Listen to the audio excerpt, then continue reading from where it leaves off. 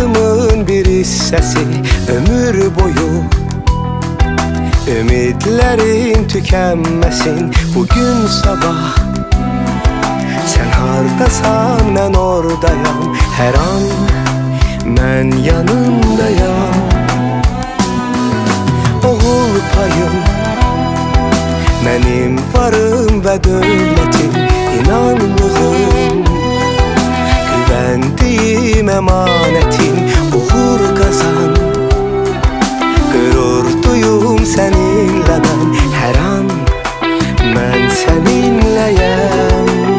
Sen benim hayatımsan oğlum, olduğun yerin havası nefesti mənə. Sen kolum kanadımsan oğlum, varlığın belə yaşamağa bəsdi mənə. Gözlerimdeki nursan oğlum, her bakanda bu dünya benim diyene. En büyük sebebim sen oğlum, en büyük sebebim.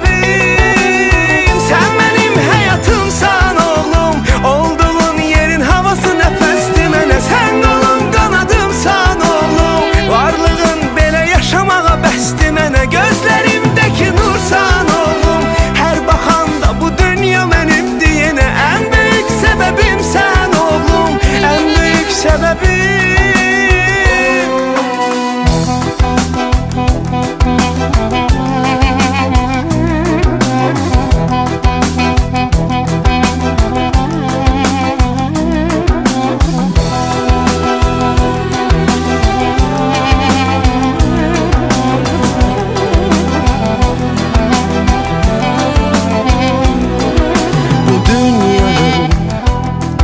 Sen en güzel rengi oldun bu sevginin, içinde bir sevgi oldun bizim eve.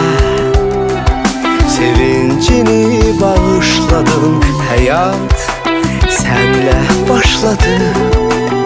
Sen benim hayatımsan oğlum, olduğun yerin havası nefesti mənə. Sen kolun kanadımsan oğlum, varlığın belə yaşamağa bəsdi mənə. Gözlerimdeki nursan oğlum, her bakanda bu dünya benim diyene. En büyük sebebim sen oğlum, en büyük sebebim.